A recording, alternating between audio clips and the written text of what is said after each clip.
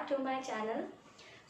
आज जिस टॉपिक पे हम लोग बात करने जा रहे हैं, it is how to score 175 plus marks in maths. I know hard work is important. I agree with you all guys. Hard work is important. But hard work के साथ साथ, if we are doing a smart work, then it is adding spices to your food. So this is what I am going to do today. आपको hard work तो करना ही करना है, no doubts about that. But hard work के साथ साथ, let's do some smart work and let's score 175 plus marks for NDA. जो भी students NDA के लिए appear करने लगे हैं, it's a humble request to each one of you to watch this video till end. I'll make sure कि ये video आपको बहुत बेनिफिट्स देने वाली है। मैं आपके साथ इस वीडियो में 4 to 5 ट्रिक्स डिस्कस करने वाली हूँ, जिससे आप एनडीए का एग्जाम बहुत ही इजी क्रैक कर लोगे।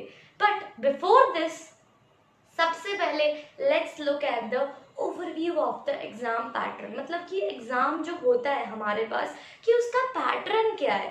Let's look at the overview of the paper. So the overview of paper is on the board. 120 questions whole paper में हमारे पास, it's for maths, okay, it's for maths. Paper में हमारे पास होते हैं 120 questions, each of 2.5 marks each. मतलब कि 120 क्वेश्चंस है, so you have to prepare from the syllabus +1 and +2। Okay, वो भी आपको मैं बताऊंगी कि जो major question asked by all of the students is, यार मैम कौन सी बुक फॉलो करें, whether we should go for NCERT और हम एनडीए की कोई नई बुक ले। Come on guys, I'm going to clear everything today. 120 questions from which 2.5 marks each. It means इन दोनों को मिला लिया जाए तो 300 मार्क्स का पेपर होता है। टाइम लिमिट हमारे पास होती है 2 hours and 30 minutes। इसका मतलब अगर मैं मिनिमम देखूँ तो 1 minute पर question, right. If I look for 1 minute पर question.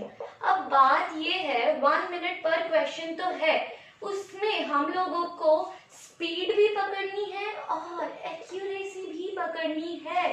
We have to catch these both the things, speed also and accuracy also.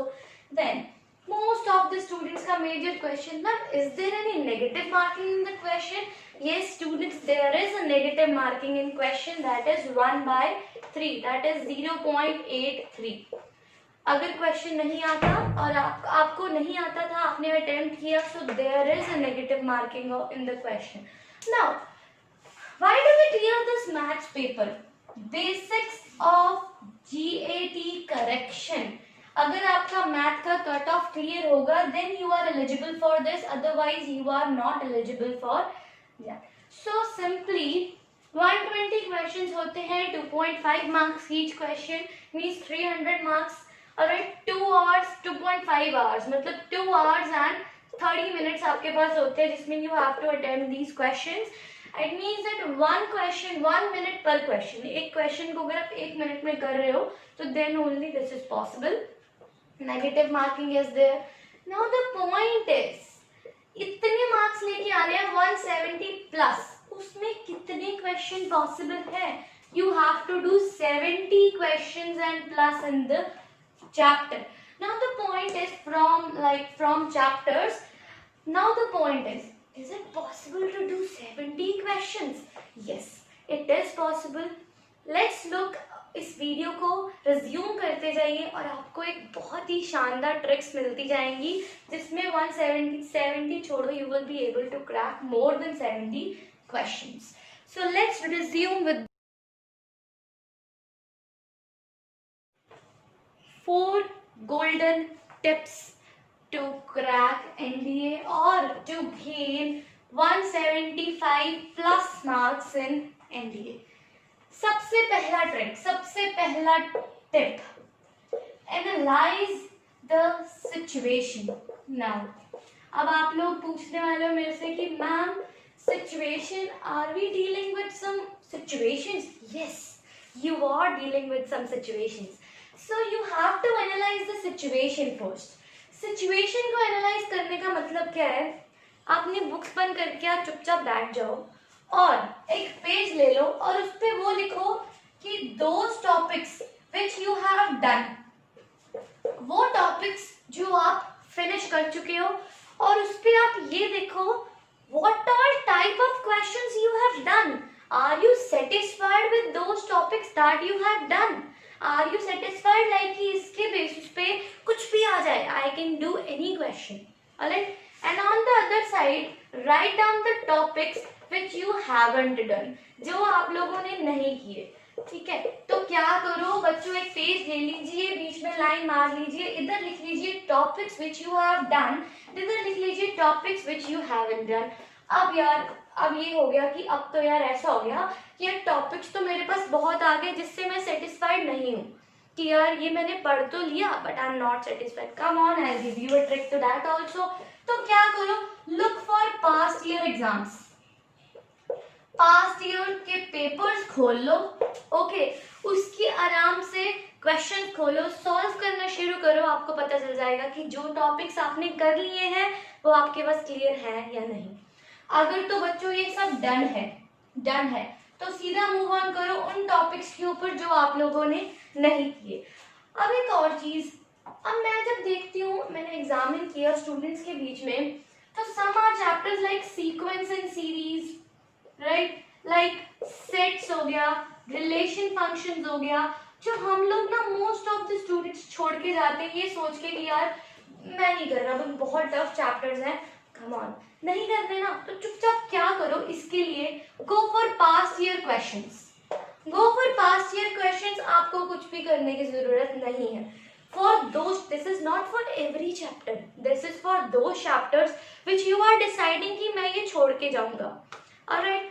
So सबसे पहला गोल्डन पॉइंट आ गया आपके पास कि सिचुएशन को बच्चों एनालाइज करो पहले कि क्या हो गया, क्या कर लिया और क्या रह गया. Alright. The second trick. अब सब स्टूडेंट्स का ये यार बहुत बड़ा क्वेश्चन है, मेजर क्वेश्चन है कि मैम कौन सी बुक से पढ़े. Right? Should we buy any another book for NDA, or should we apply for like R.D. Sharma or something like these books?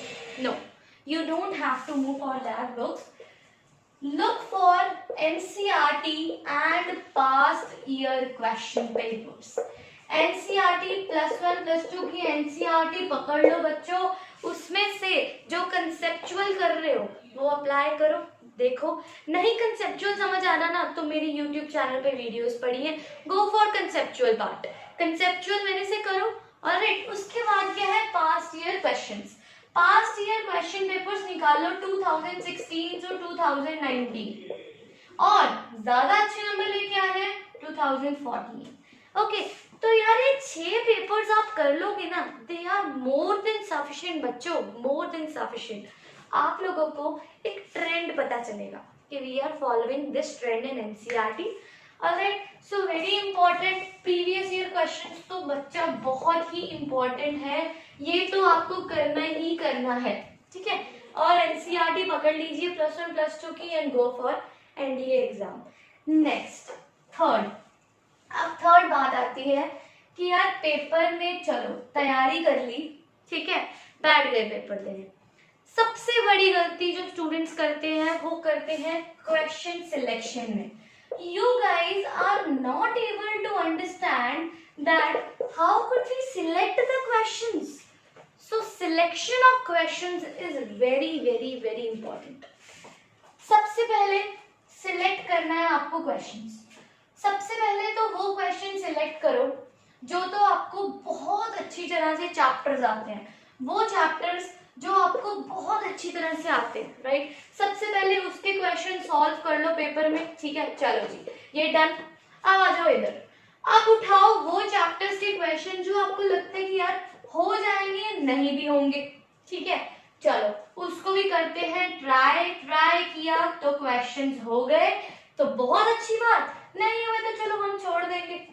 तीसरा बात पे आ जाओ बच्चों, वो चैप्टर्स के क्वेश्चन जो हमें बिल्कुल ही नहीं आते, जो हमें बिल्कुल ही नहीं आते. सपोज मैं बोलती हूँ कि यार मैं ना ये 3-4 चैप्टर्स हैं, सो ऑन 1 2 3 4 चैप्टर्स, ये 4 चैप्टर्स मैं पेपर में छोड़ के जा रही हूँ. राइट, तो मैं उन चैप्टर्स के क्वेश्चंस को मैं ध्यान भी नहीं दूंगी, क्योंकि मुझे पता है अगर मैंने क्वेश्चन को ट्राई किया, हिट एंड ट्रायल लगाया तो क्या होगा, negative marking. Right, so the point is you have to select between the questions. वो चैप्टर्स जो आपको बहुत अच्छे से आते हैं उनको सॉल्व कर लीजिए, वो चैप्टर्स उठाइए। मतलब 3 कैटेगरीज में you have to divide the paper and trust me, ये सिर्फ 2 मिनट का काम है, सिर्फ 2 मिनट का काम। You have to just take out the paper, look through the paper, done, done, done, done. That's it. These are the, तो 3 categories में मैंने डिवाइड कर लिया पेपर को। फर्स्ट में मैंने किया वो चैप्टर जो मुझे बहुत ही अच्छे से आते हैं, सेकंड में मैंने किया वो चैप्टर जिनको मैं ट्राई करूंगा और हो जाएंगे, राइट। और तीसरे में मैंने वो चैप्टर उठाए भाई तो जयराम जी की मुझे कुछ नहीं आता, तो उसको तो I am not going to try, because अगर मैंने ट्राई किया तो क्या होगा, नेगेटिव मार्किंग, ठीक है। तो नेगेटिव मार्किंग का बहुत नुकसान होता है। So I would prefer to you guys उतने क्वेश्चंस ही करो जो पता है आते हैं, अच्छे से आते हैं। पंगे मत लो क्वेश्चन पेपर के साथ, ठीक है, तो क्या होगा आपका नुकसान। So the fourth thing and the fourth golden tip, क्या देखना है आपको, चैप्टर्स की वेटेज, कि पर चैप्टर की वेटेज क्या है। कहीं ऐसा तो नहीं है कि you are living that chapter जिसकी वेटेज बहुत ज्यादा है और आप छोड़ के जा रहे हो। लाइक फॉर एग्जांपल प्रोबेबिलिटी में आपके पास 10 क्वेश्चंस होते हैं, तो अगर आप यार 10 क्वेश्चंस प्रोबेबिलिटी के डायरेक्टली छोड़ के जा रहे हो तो फिर that is not fair. That is not like you will be able to do like 70 questions or more.